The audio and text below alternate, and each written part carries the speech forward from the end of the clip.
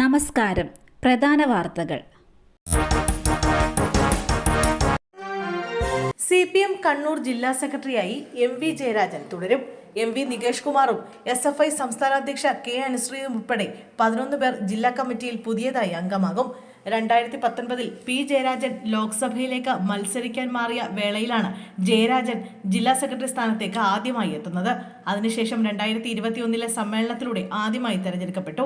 2024 parliament തെരഞ്ഞെടുപ്പിൽ കണ്ണൂരിൽ നിന്നും ലോക്സഭയിലേക്ക് മത്സരിച്ചെങ്കിലും KPCC അധ്യക്ഷൻ K സുധാകരനോട് MV ജയരാജൻ പരാജയപ്പെട്ടു. പുതിയ ജില്ലാ കമ്മിറ്റിയിലേക്ക് 11 പേരെയാണ് ഉൾപ്പെടുത്തിയത്.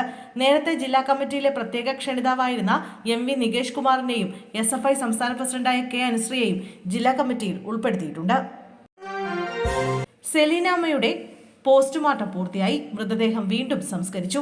തിരുവനന്തപുരം ധനുവച്ചപുരത്തെ മരണപ്പെട്ട സെലീനാമ്മയുടെ പോസ്റ്റ്മോർട്ടം പൂർത്തിയായി. പോസ്റ്റ്മോർട്ടത്തിന് ശേഷം മൃതദേഹം വീണ്ടും സംസ്കരിച്ചു. പൊളിച്ച കല്ലറയിൽ തന്നെയാണ് മൃതദേഹം സംസ്കരിച്ചത്. അതേസമയം ഇൻക്വസ്റ്റിൽ പ്രത്യക്ഷത്തിൽ ഒന്നും കണ്ടെത്താനായില്ലെന്ന് നെയ്യാറ്റിൻകര ഡിവൈഎസ്പി S ഷാജി മാധ്യമങ്ങളോട് പറഞ്ഞു. സെലീനാമ്മയുടെ കഴുത്തിലെ മാല മുക്കുപണ്ടം ആയതിനാലാണ് സംശയം തോന്നിയത്. പോസ്റ്റ്മോർട്ടം റിപ്പോർട്ട് കിട്ടിയാൽ മാത്രമേ എന്തെങ്കിലും പറയാൻ സാധിക്കൂ. മകന്റെ പരാതിയിലാണ് അന്വേഷണം നടത്തുന്നതെന്നും ഡിവൈഎസ്പി S ഷാജി പറഞ്ഞു. ദുരൂഹതയെ തുടർന്ന് ഇന്ന് കല്ലറ പൊളിച്ച് മൃതദേഹം പുറത്തെടുക്കുകയായിരുന്നു. പള്ളിയുടെ സമീപത്ത് പോസ്റ്റ്മോർട്ടം നടത്താനായി താൽക്കാലിക സംവിധാനം ഒരുക്കിയിരുന്നു. 11 മണിയോടെയാണ് കല്ലറ പൊളിച്ചത്. റോഡ് മുറിച്ചു കടക്കുന്നതിനിടെ ബസ്സിടിച്ച് കാൽനട യാത്രക്കാരന് ദാരുണാന്ത്യം.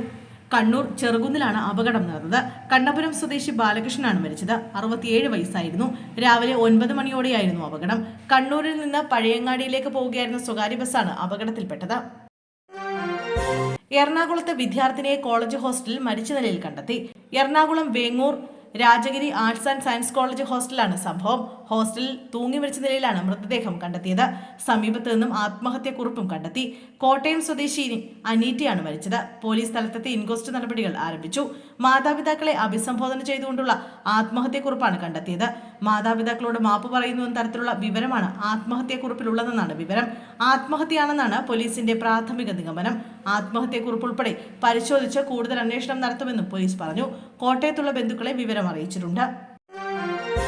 കശാപ്പിനായി കൊണ്ടുവന്ന കാള വിരണ്ടോടി. വീട്ടമ്മയെ കുത്തിവീഴ്ത്തി. തിരുവനന്തപുരം ആറ്റിങ്ങലാണ് സംഭവം. തോട്ടവാരം സ്വദേശി ബിന്ദുവിനാണ് ആക്രമണത്തിൽ ഗുരുതര പരിക്കേറ്റത്. ഇന്നുച്ചയ്ക്ക് 12 മണിയോടെയായിരുന്നു സംഭവം. കുഴിമുക്കിൽ നിന്നും ഓടിയ കാളയെ കൊല്ലമ്പുഴ ഭാഗത്തെത്തിയപ്പോഴാണ് കീഴടക്കാനായത്. 2 മണിക്കൂറോളം കഴിഞ്ഞാണ് കാളയെ കീഴ്പ്പെടുത്തിയത്.